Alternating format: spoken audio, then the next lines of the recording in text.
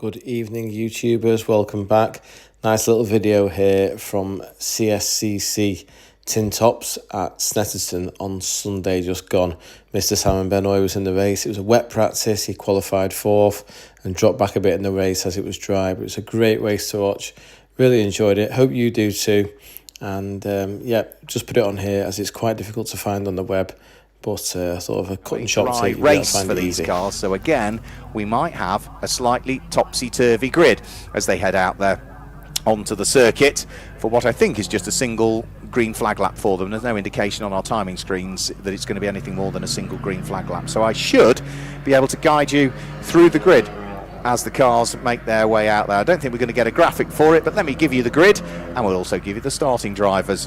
Car number 46 starts from pole position, which, if memory serves me correctly, I was given an amended starting driver for. So it is going to be James Black that starts behind the wheel of the number 46 car, which was different to what we were originally told. So James Black will start, number 46 on pole position, and alongside is 57, which will be Ben Walker.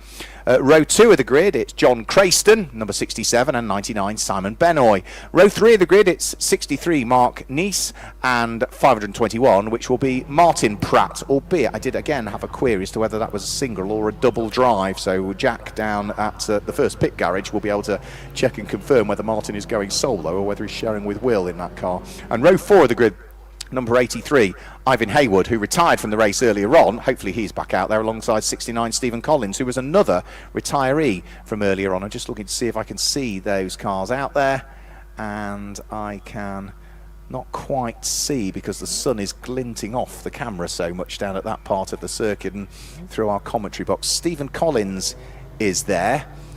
Ivan Haywood is not there by the look of things, so it does look as though there is a gap on that fourth row of the grid. So it should have been 83 and 69. I can't see 83, but I can see 69. Row 5 of the grid, 68, Tim Cairns, and 240, Dean Halsey, with row 6 being 35, which will be started by Mark Hobbs, and alongside his number 60, Bill Watt. The 7th row of the grid, 84, Brent Fowler, and 88, Simon Page, with row 8 being 92, Simon Tunnard, and number 11, which should be started by John Foe this time through. The 9th row of the grid, 5, Tom Peed, and number 20, which is Mark Cloutman. The 10th row of the grid is number 18, James Hughes, who only did a couple of laps in qualifying before the Austin Healey-Lenham Sprite failed, so hopefully he is out there. Just looking to see if I can pick up on him, and can't quite see again because the cars have sort of disappeared out of my view, and not entirely sure. And he should be joined by David Cornwallis, car number 648, and Andrew Tidmarsh should have slotted himself onto the back of the grid. What news, Jack? Martin Pratt isn't doing this race solo. He will be joined by Will as Will walks behind me just now. But yes, it is going to be a shared car, that Morgan Plus 8 for this race. Thank you very much, because yeah, originally we were told Martin Pratt was starting, but then indication was that Martin Pratt was also going to take the 1 minute and 30-second option of remaining behind the wheel of the car, which sort of subtly confused us. So thanks for clarifying that, Jack. So in terms of colours, it's the dark green Triumph TR6 that sits there on a pole position alongside the silver XJ Coupe, or the grey XJ Coupe of Ben Walker. Row 2 of the grid, John Crayston's largely white and black Lotus Land Series 4, but the subtle gold flashes to it alongside the blue Hillman Imp with the stripe in the hands of Simon Benoit. And row 3 of the grid, it's black and orange for Mark Neese at the wheel of the Austin Healey. The Austin Mini, alongside the Morgan Plus 8, which is the grey car, in the hands of Martin Pratt, who starts. So that's the order that they are in. The safety car is just turning its way round through Coram. We've got 40 minutes on the clock. We've got the lights out on the safety car. We've got the red lights ready on the gantry to be turned off as of when we get this race underway. And as the safety car turns its way round through Murray's, it will turn right in towards the pit lane, and it will be up to James Black to decide as to when he wants to get this race underway. So they're getting themselves into the 2x2 order in advance of the start. Nice pace being held by the cars on the front row of the grid, James Black and Ben Walker, and the red lights are on the gantry, and they're about to be extinguished now as we get our second Adams and Page race underway. It's a good start from James Black from pole position. It's a really good start from John Crayston as well. as they head up towards Ritchie's for the first time, and it's going to be the TR6 that leads the way from the Lotus Elan.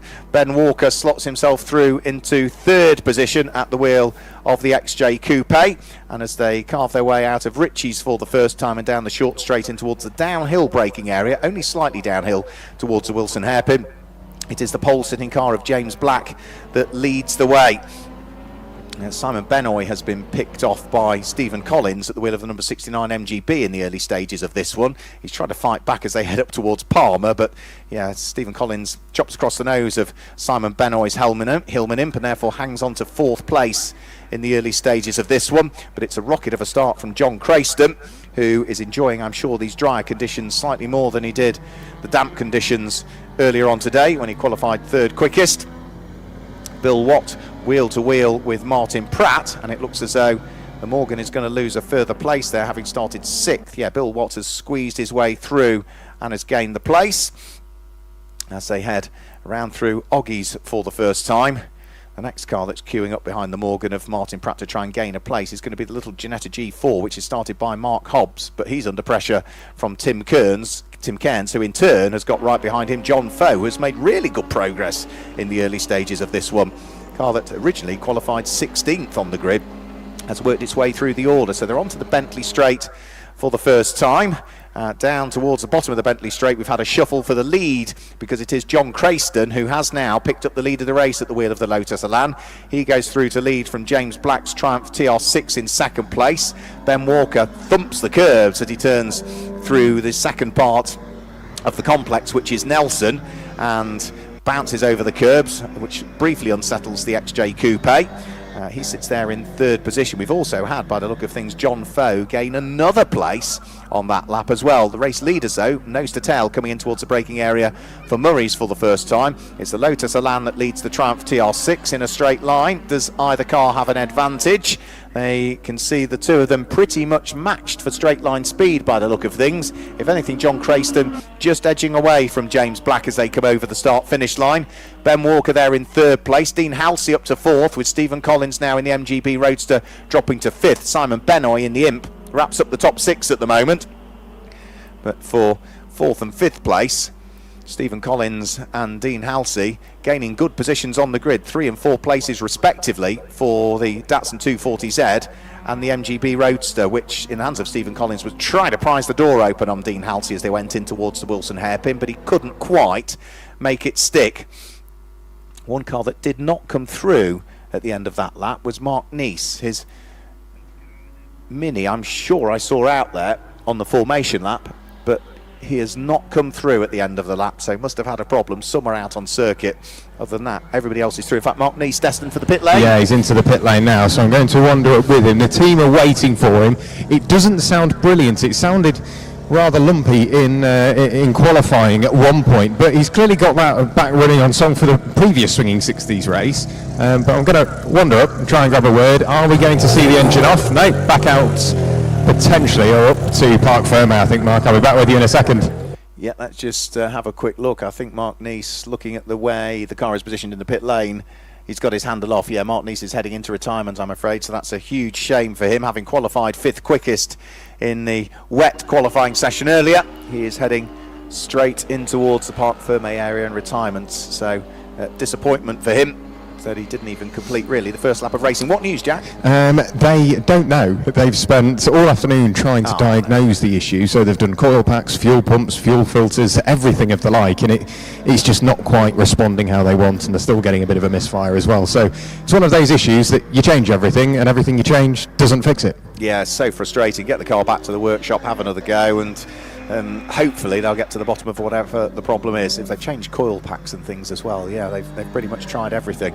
So good fight going on between Tim Cairns at the wheel of the Turner Mark II and the Midget, which is the number 11 car in the hands of John Foe. Those two are pretty inseparable for the final place inside the top 10. One's 10th, one's 11th at the moment. As over the start finish line comes our race leader, John Crayston, leading the way from James Black and then Ben Walker. So the top three were pretty much together. That squabble that we've been talking about comes over the start-finish line any second now. Tim Cairns, who is trying to keep cars behind him. So Bill Watt followed by the Ginetta G4. Then it's the Turner of Tim Cairns, who has got, say, John Foe right behind him. John Foe under pressure from Brent Fowler at the wheel of the Frog-Eyed Sprite, and then Mark Cloutman at the wheel of the purpley pink Austin A40 not too far away. So good squabbles even outside of the top 10 as they head in towards the braking area. Brent Fowler up the inside of John Foe, but John Foe breaks out around the outside at Wilson, which gives him the inside line again when they get towards Palmer. So the red midget with the blue roof still hanging on to 11th place, car number 11. So keep an eye towards that little squabble. Just ahead of them there's another fight going on as well, which is Bill Watts coming under pressure from the Ginetta G4 of Mark Hobbs. So that's another fight that's just up the road. Lead 3, as I say, were also together as they came over the start-finish line, because last time through it was the Jag XJ Coupe of Ben Walker that set the fastest lap of the race on the first flying lap. 2 minutes 19.141 from the big Jag, which is going to be far more suited to these dry conditions than it was wet earlier on, albeit it did qualify, didn't it, on the front row of the grid. So pit window will open after the first 10 minutes of the race, so that's still going to be 3.5 minutes away before we see the pit window open. Ben Walker in the big Jag has now got himself right onto the coattails of the pole-sitting car of James Black, which might just give John Crayston the opportunity to escape a little bit up the road. So the top 3 just heading round through Coram now. Lotus from Triumph from Jaguar as they dance around on the very edge of Adhesion through the never-ending right-hander at Coram, and then try and get the car straightened up and into towards the braking area for Murray's. The big Jag, a bit of a handful through that section of the circuit, the XJ Coupe, but it's a rocket ship in a straight line. So through come the leading 3. John Crayston leading the way. He was half a second up the road from James Black last time through. He's a second and a half up the road from James Black this time through, who's feeling the pressure a little bit from Ben Walker, who's not that far behind at the wheel of the West Riding Jaguar car that's owned by Dave Bye, who'll be taking over it for part 2 of the race. Dean Halsey's having a good little squabble also just behind, with Stephen Collins in the MGB trying to wiggle his way through. So it's 3 cars fighting for the lead. There's 2 cars fighting for 4th and 5th position. Martin Pratt is pretty much on his own in 6th at the moment, because Simon Benoy's Hillman Imp is there in 7th. We've had a change for 8th because the Ginetta is now up into 8th place in the hand of Mark Hobbs, which means that Bill Watt drops down into 9th and Tim Cairns completes the top 10 currently. So up towards Agostini goes Dean Halsey. He's there in 4th place. We saw Dean out in the race earlier on, the first of the Adams and Page Swinging 60s race. We saw Stephen Collins out, and Stephen will be hoping for a bit of good luck this weekend. So it's his 4th race of the weekend. He's posted 3 retirements so far, 2 in the Gold Arts Magnificent Sevens yesterday, and 1 at the wheel of this MGB Roadster in the Adams and Page Swinging 60s earlier on. So he's due a bit of good luck, surely, out of the 4 races that he's entered. So he's just flicking his way up towards Williams. And as he turns his way around through Williams, you would imagine that the Datsun of Dean Halsey will just pull away a little bit as they head onto the Bentley Straight. Larger engine capacity car. For the lead of the race, though, John Crayston just edging away all of the time from the squabble for 2nd and 3rd place, which still sees James Black at the wheel of the Triumph sitting there in 2nd place. Ben Walker is still not that far behind him in 3rd place. Crayston with the fastest lap of the race last time through, that 2:17.806, which means that he stretched the lead advantage, as we say, by a further second last time through, or 9/10 of a second, and it looks as though he's stretched it again a little bit further this time through as they head up towards the conclusion of lap number 4. Nobody can pit this time through because we're not quite 10 minutes into the race just as yet. It's about another 45 seconds before the pit window will open. So over the start-finish line go the leading trio. The gap's just starting to open up between them all as Ben Walker falls further away in 3rd place from the Triumph TR6 of James Black that he's been trying to hunt down. He's still within a second of him, though. They've also got traffic just up the road to deal with as well, which is going to be David Cornwallis at the wheel of the BMW 1600 Ti. So the leading 3 through the Wilson hairpin. Dean Halsey in 4th place, still under attack from Stephen Collins in the MGB Roadster as they try and work out who wants to be 4th and who wants to be 5th. We've had a change also for 7th that time through, because the Ginetta G4 of Mark Hobbs, having gained a place over Bill Watt on the previous lap, has now gained a place over Simon Benoit's Imp. So that's 2 places gained in 2 laps for the number 35 Ginetta G4. And there's also been a change for 12th place as well, because Mark Cloutman at the wheel of the purpley pink Austin A40 is ahead of the powder blue frog-eyed sprite of Brent Fowler that time through. Now drops down into 13th position. So squabble for 2nd and 3rd still raging. Traffic for Dean Halsey in 4th place to try and negotiate. He's going to have to wait until the exit of Oggies to sneak his way through and past David Cornwallis at the wheel of his BMW 1600 Ti. Onto the Bentley Straight goes Ben Walker, who's carrying much more speed down the Bentley Straight than James Black can do. And is the Jag going to draw itself alongside and up to 2nd? Well, he's up to 2nd and through. By the time they get towards Brundle and Nelson, Ben Walker is up into 2nd place, and the pole-sitting car of James Black drops down into 3rd. As into the pit lane, I'm afraid, in retirement comes Simon Page at the wheel of his frog-eyed sprite. So number 88 also now into retirement as well, joining Mark Neese in the paddock area very early on, I'm afraid. So Crayston from Walker, from Black, the top 3. 4th place is still Dean Halsey. Bill Watt is trying to make good his escape from Simon Benoit, having worked his way through. So that's another position lost now for Simon Benoit, who has now dropped down in towards 9th position, and Jack is down there in the pit lane with news. I am indeed. Car number 88, Simon Page, the black and silver Austin Healey frog-eyed sprite. Unfortunately, it came in the pit window, albeit the team were waiting for him and waving him in, but he put his thumbs down and said, nope, that's day done. Shame for him. So yeah, it looked like it was going to be the standard stop, or the team were expecting that, but wasn't to be. We've also now had a shuffle back again for 2nd and 3rd place, because having briefly taken 2nd place, the Jaguar is back down into 3rd place, and James Black has been able to, at the wheel of the Triumph TR6, carve his way back into 2nd place, but is under attack again from Ben Walker as they head up towards Palmer. The big Jag's got the inside line for Palmer. James Black braves it out around the outside at Palmer and just keeps the TR6 ahead, but again, that now means he's on the right-hand side of the circuit, which is the outside line for Agostini, and Ben Walker goes back through again at the wheel of the XJ Coupe to retake 2nd place. So this is a good little fight between these two. They are slowing each other up in reality and giving up time to John Crayston, who is now edging away all of the time. And we've now also got the first of the pit stoppers in. Stephen Collins into the pit lane to conduct his pit stop. Dean Halsey also into the pit lane to conduct his pit stop. Now remember, it's as quick as you can in swinging 60s, so there's no minimum pit stop time unless you are one of the drivers that has identified and has notified the organisers you're just going to stay behind the wheel. So that looked like that was a quick stop from Stephen Collins, slightly slower stop from Dean Halsey. So down the Bentley Straight goes Ben Walker in his reacquired 2nd place.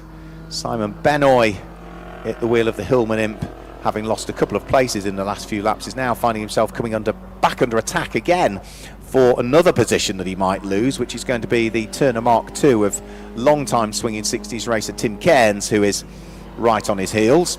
Good to see Tim back out racing. Did briefly, due to a medical issue, lose his racing licence, but all of those health issues now sorted.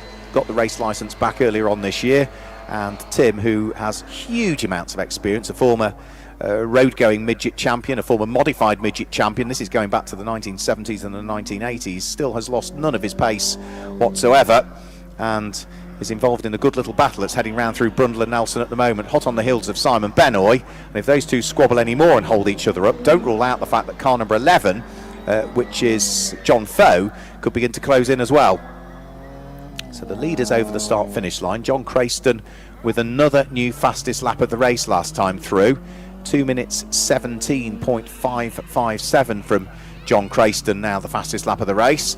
And just to give you an indication, the pole time, because it was wet, was a 2 minute 32.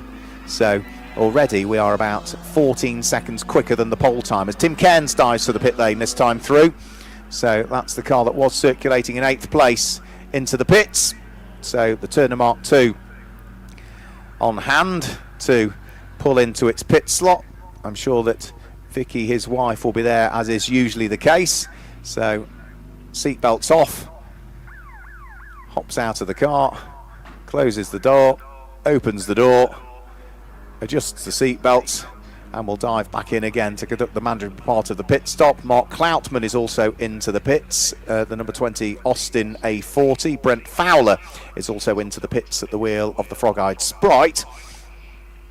So 3 cars all conducting their mandatory pit stops this time through, but each one of those cars is a single driver, so there'll be no changing over of drivers, so no drivers for Jack Werrell to chat to just as yet. So Tim Cairns fires the engine back up and gets the Turner heading back down the pit road. Mark Cloutman completes his pit stop and heads back out onto the track as well, and then Brent Fowler will head into the pits. We've also got into the pits as well, that's the Fairthorpe Electron, which is going to be Simon Tonnard, and that will be a driver change because that will be Mark Tonnard that will take over for part 2 of the race, and that's the first of our shared cars heading in towards the pit lane. So 24 minutes of the race to go. John Crayston is about to complete lap number 7. He was leading by nearly 5 seconds at the start of the lap. He is not going to pit this time through, so the Series 4 Lotus Elan continues over the start-finish line and will chalk another lap into the book. First of our driver changes, as we say, taking place in the pits at the moment, which is Simon Tonnard giving way to Tom Tonnard, who's going to jump on board the Fairthorpe Electron. Ben Walker in second place stays out. I think the Jag will stop literally at the halfway point, so it'll probably stop at the end of this lap, or if not, the lap after. So literally the halfway point of the race is where Ben Walker will hand over to Dave Bye. Triumph TR6 of James Black still circulating in 3rd place, and now up to 4th with the pit stops has come Martin Pratt at the wheel of the Morgan Plus 4 that he shares with his son Will.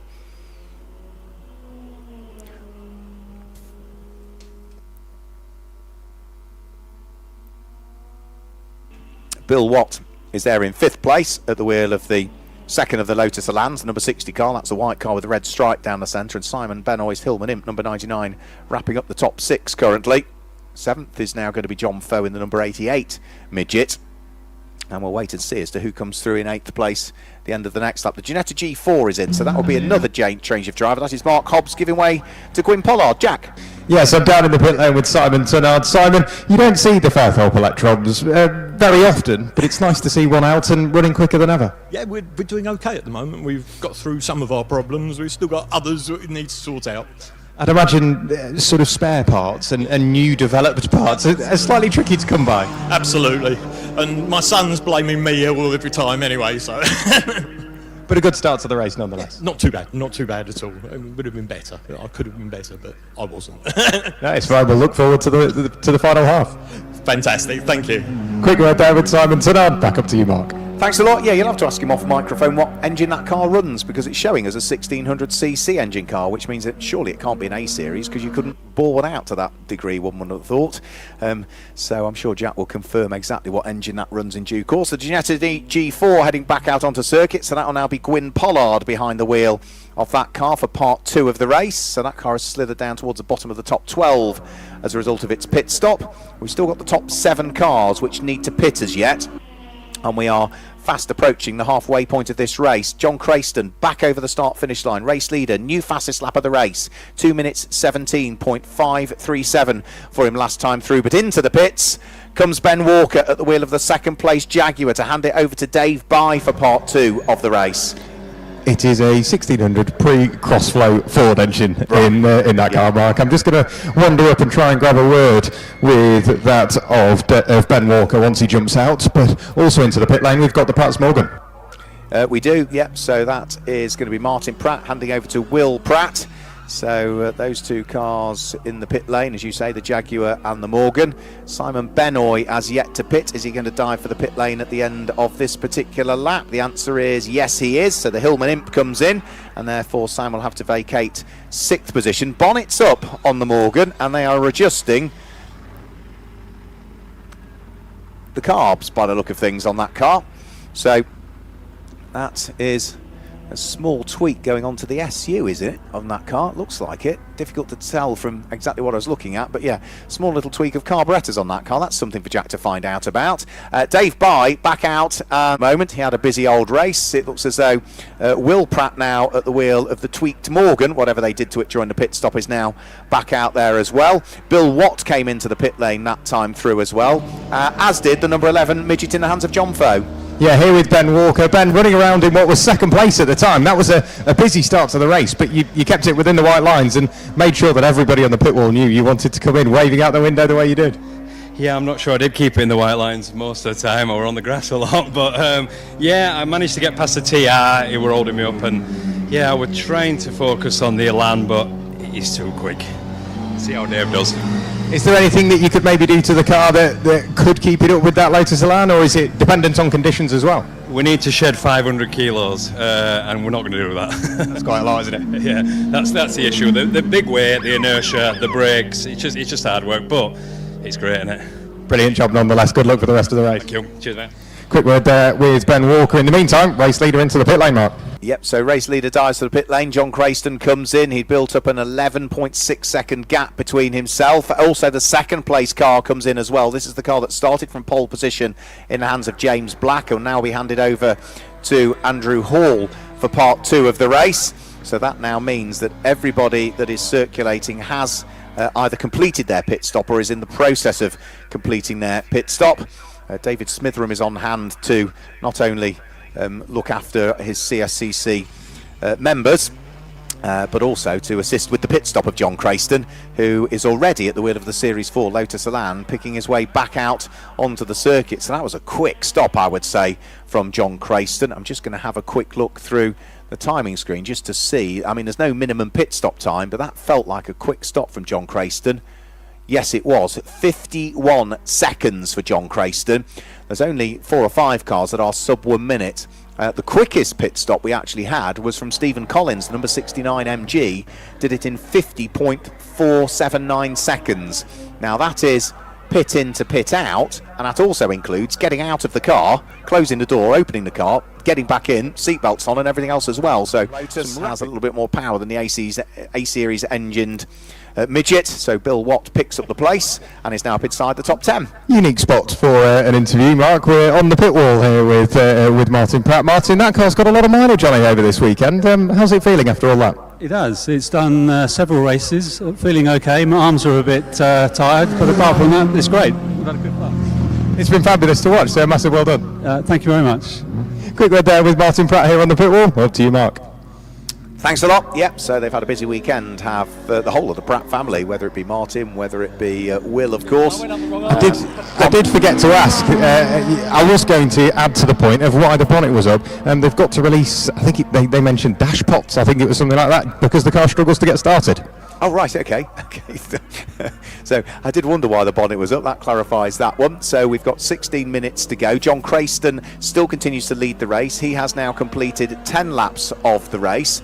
Second position should be coming over the start-finish line any second now, which is going to be Dave Bye, who is up into second place. So there goes Dave Bye now in second place. Stephen Collins, as a result of that quick pit stop, is up into third position now. But we're starting to see a few little bits of rain beginning to fall on the commentary box windows, and the grey clouds are descending. We are indeed. As the rain begins to fall, and stood here with James Black. James, whilst you were out there, it was nice and dry. Qualifying went well, didn't it?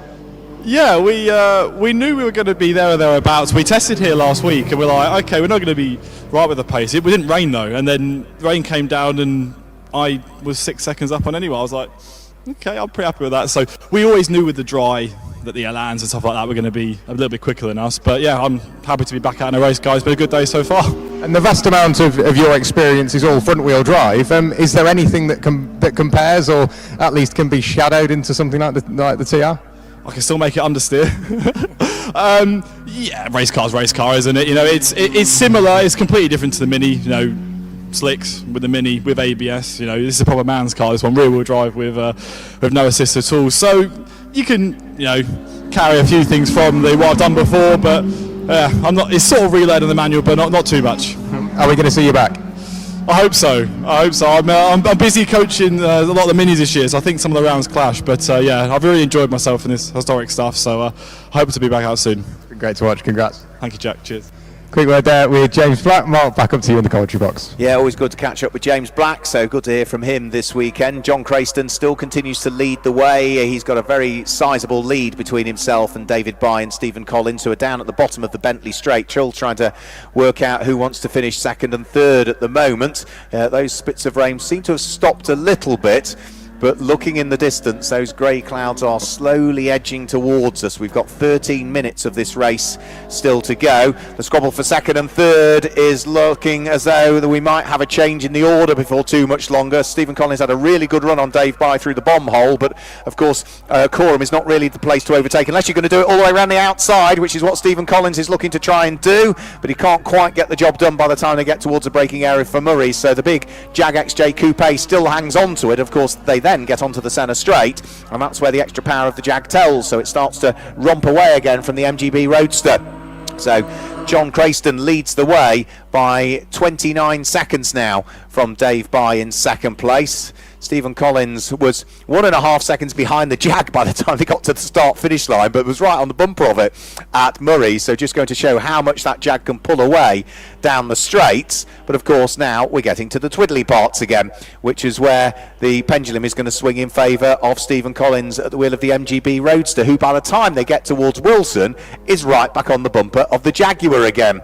You then get the short straight up towards Palmer. What happens? Dave Bye pulls away. They'll then turn round through Palmer and get to the heavy braking area for Agostini, and that will allow Stephen Collins to get right back onto terms with the man from Rotherham once more, Dave Bye, the waste riding prepared Jaguar, Dave's company up there in Rotherham, Jaguar specialists. He's been a long time Jaguar racer as Dave Bye, and he still continues for the moment to hang on to second place. After this little squabble for second and third place, it's now going to be Andrew Hall, who has taken over from the man we've just heard from, James Black, who's there in fourth position. Dean Halsey is there in fifth place, with Will Pratt in sixth in the Morgan.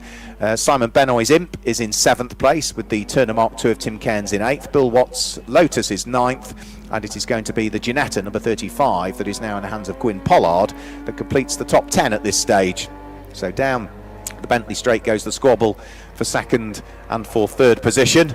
Dave Bye last time through was 0.4 of a second slower than the MGB Roadster of Stephen Collins that sits behind him.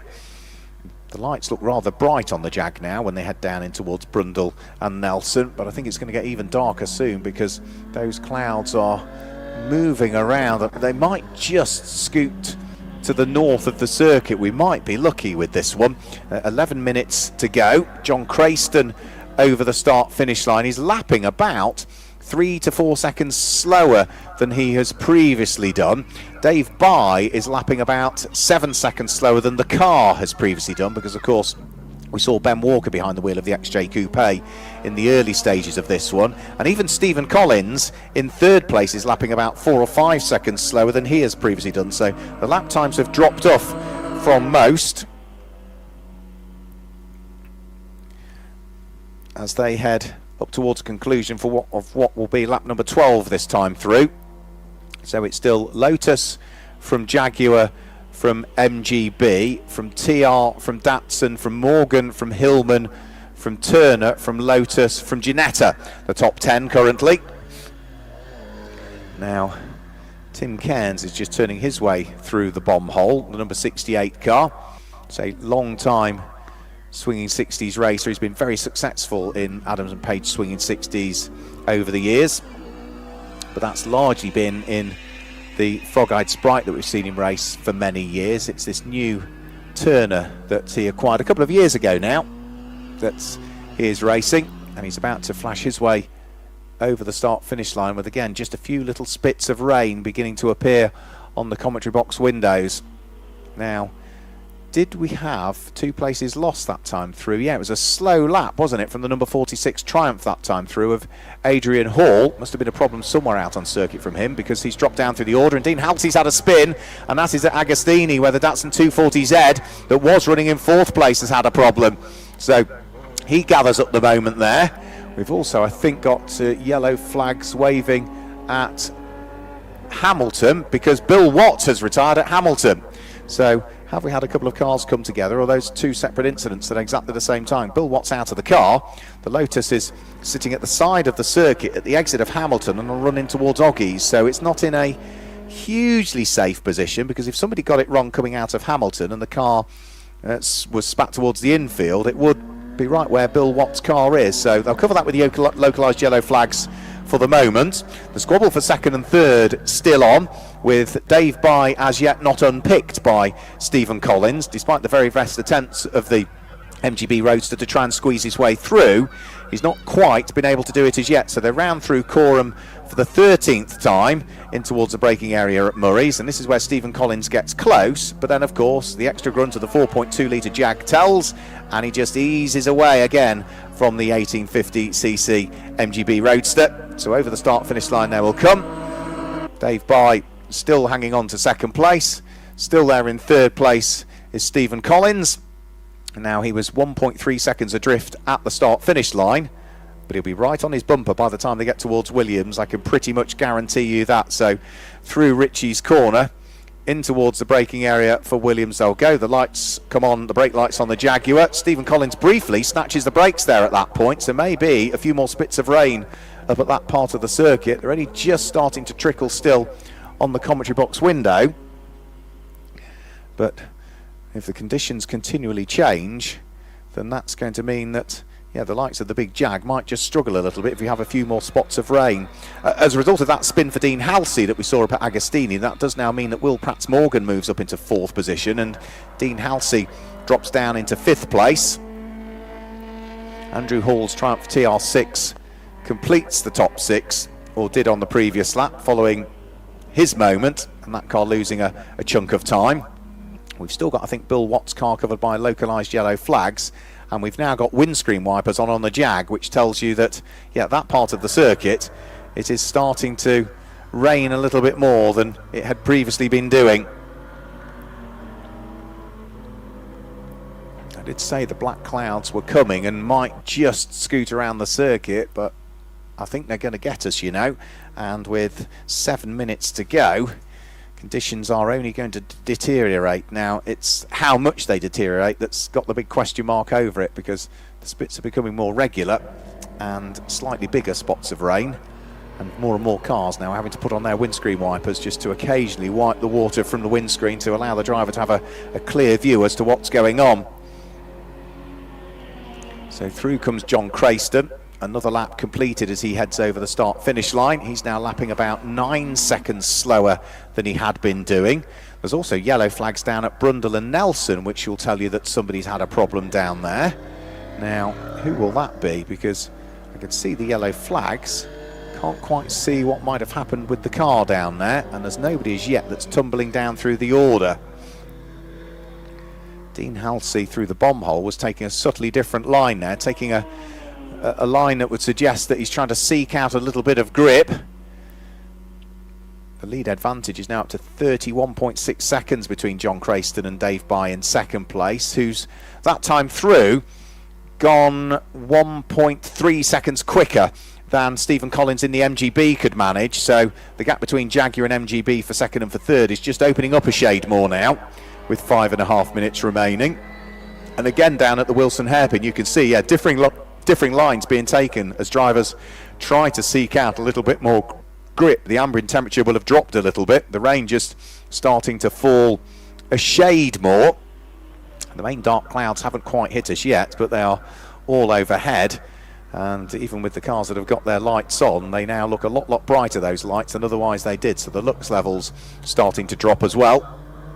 And we've only got 5 minutes of this race still remaining, of course, with one further race to come, and that will be for the Alfa Lexus Law Firm Jaguar Championship, which is one of those championships we used to see Dave Bye competing in previously. But as he said, now he's much preferring the longer races, and the fact that, the older XJs aren't as competitive now in the Jaguar Championship as they used to be, as that sort of moves on and we start to see the XKs and some of the newer cars come in, the X-Types.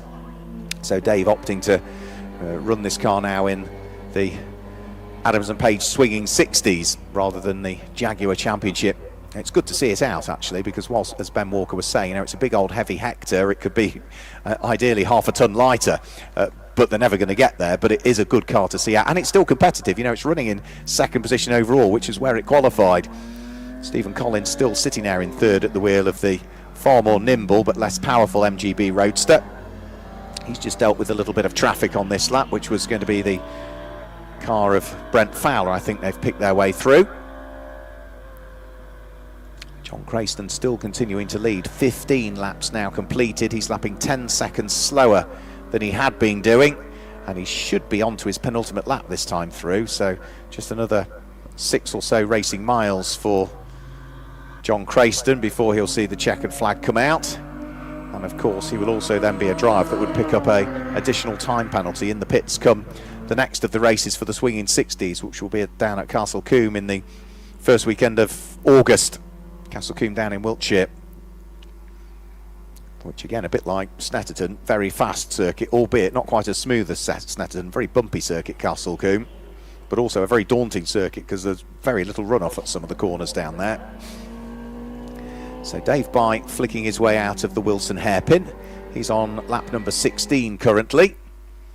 Another squabble that might be worth keeping an eye towards is the Hillman Imp in 7th place, number 99 of Simon Benoy, who has a second behind him is the Turner, the number 68 car of Tim Cairns. So those two blue cars getting together as the conditions worsen, and Jack has got news in the pit lane. I do have news from the pit lane, and I also have somebody joining me in the pit lane, still in their car. Dean Halsey has opted for the pit lane, Mark.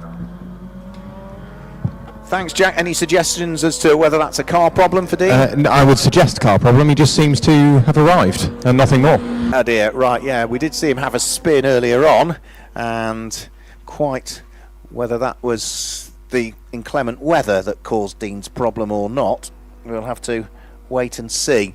But whether that is then a subsequent issue, but it certainly brought him into the pit lane, which is a big shame for Dean Halsey. He had been running inside the top 8. That's going to drop him down through the order. And we have had the change for Tim Cairns as well, catching Simon Benoy. So the Turner is now through and ahead of the Hillman Imp. So Tim Cairns, with the retirement for Dean Halsey and overtaking Simon Benoy, now finds himself inside the top 6, having been in 8th position. We've got a minute and 50 to go. John Crayston will be heading on to his final lap of the race before too much longer. He leads by 27.7 seconds and is about to head over the start-finish line now and start the last lap of the race.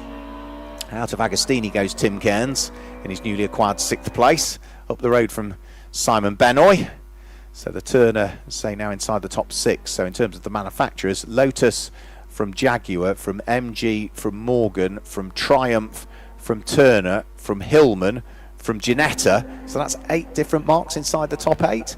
Then it's MG, which will make it 9.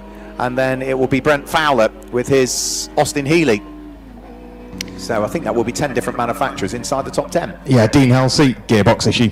Oh dear, such a shame for Dean. Thanks for the clarification of that. So Dean Halsey into retirement for what's been, as is always the case, a busy weekend for Dean. So there aren't many Classic Sports Car Club meetings that you don't see Dean Halsey at. And he's been hugely supportive of the club over the last few years from when he first started racing. And his driving has come on superbly well in, the last 8-10 years probably since we've seen him join the club. So John Crayston now onto the last lap of the race. Up towards the braking area for Murray's comes the pole-sitting car in the hands of Andrew Hall now. That car having circulated now down into 5th position. So the Triumph TR6 over the start-finish line. John Crayston, though, with his windscreen wipers on, is just about to thread his way onto the Bentley Straight for the final time.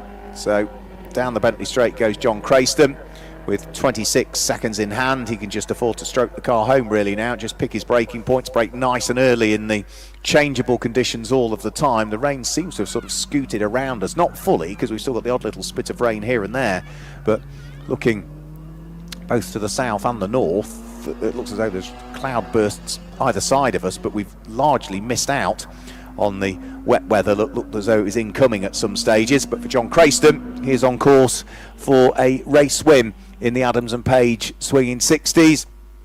He qualified in what was third position. Took the lead of the race fairly early on and is just now turning his way up towards the braking area for Murray's on the final lap of the race. Brakes exactly where he needs to, make sure that he's neat and tidy out of the corner, accelerates his way towards the start finish line. The checkered flag is ready, the clock is at 0, and the second of the Adams and Page Swinging 60s race for the Group 2 cars finishes with John Crayston in the Lotus Elan Series 4 claiming the win. Second place should go the way of the big Jaguar, but only just. Right behind him is Stephen Collins, who's trying to get the overlap as they come out of Murray's, but the extra grunt of the Jag will tell, and it's going to be Ben Walker and Dave Bye that will finish in second place for what was a really good fight between two very different cars, but two equally matched cars. It's the Jag that finishes in second place, with Stephen Collins finally getting some good luck. That'll be worth chatting to him about. Chat. The best way to end a weekend is on a high rather than a retirement. 3 retirements, 1 podium finish for Stephen Collins. Third place will go the way of Martin and Will Pratt with their Morgan, and then fourth place should go the way of the pole sitting car, which was started by James Black and will be brought towards a checkered flag by Andrew Hall, the Triumph TR6. Next car to take the checkered flag though will finish off the lead lap, which is going to be the car that finishes in 10th place. Brent Fowler charges his way towards the start finish line at the wheel of the Frog-Eyed Sprite. We'll also see the Fairthorpe Electron through as well, which is the Tunnards. Tom Tunnard taking the checkered flag, Simon Tunnard doing the hard work in the early stages, and we might have a change for 5th and 6th position because Tim Cairns in the turn and now has fully caught Adrian Hall. The extra grunt of the Triumph should tell on the sprint to the line, but that's not going to be for want of trying for Tim Cairns, and Simon Benoy is there as well, so 3 cars all together towards the checkered flag. It's Andrew Hall that just hangs on to 5th place from Tim Cairns in 6th place and Simon Benoy in 7th. Those 3 cars separated by a second and a quarter on the run to the line. 8th place should go the way of the Ginetta G4, which is going to be the car that was started by Mark Hobbs and brought to the checkered flag by Gwyn Pollard, and that is still also under pressure, and that is coming under pressure from the midget that sits behind, which was started by John Foe and is going to be brought to the checkered flag by Ian Bergin. Is the Ginetta just going to hang on to it? I think they will. Yeah, just up towards the checkered flag. It is going to be the Ginetta that finishes in 8th place with the John Foe and Ian Bergin midget finishing in 9th place. Those are the last 2 cars on the lead lap because Brent Fowler finished in 10th but was off the lead lap. So the cars will make their way back round towards Jack, who is there in the Parc Ferme area. I can hopefully very shortly confirm some results for you for our Group 2 race for the Adams and Page Swinging 60s. It was a win for Jonathan Crayston, with Ben Walker and Dave Bye finishing in 2nd place and Stephen Collins in 3rd. Martin and Will Pratt finished in 4th position, with then the car of James Black and Andrew Hall finishing in 5th place. Tim Cairns, Simon Benoy and the Ginetta G4 were all not that far away for 6th, 7th and 8th place, with John Foe and Ian Bergen finishing in 9th, and Brent Fowler was there in 10th place. The Tunnards were there in 11th place. Dean Halsey was a retirement in 12th place. David Cornwallis was the last of the finishers in 13th place. Bill Watt, Mark Cloutman, Simon Page and Mark Neese, all retirees, and we just got the race in before the cloud burst because the rain starts to fall now just as the checkered flag comes out, and Jack is down there in Parc Ferme, a slightly wetter Parc Ferme than we were expecting to chat to our drivers. Yes, big raindrops as Jonathan Crayston runs away from me. Bear with me, I'll run and grab Jonathan Crayston if we can get you. John, we'll grab you over here in front of your car. We'll probably get as close to it as we dare with the rain. We'll make it short just because of the rain. We'll bring you in here, sorry.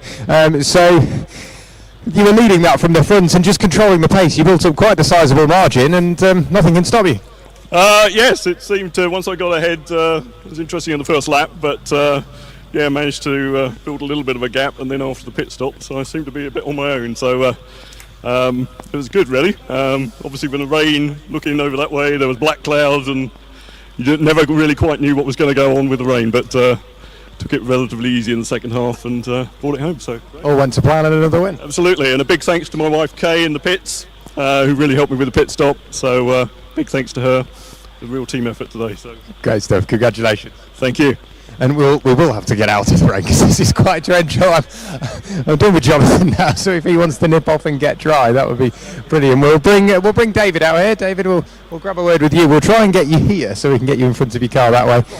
No, we can keep you just about in the dry. We were chatting to Ben halfway through the race after he jumped out, and he said, for what the car is, whilst it weighs a lot, it's still a pleasure to drive and is incredibly competitive. And I mean, you just proved that.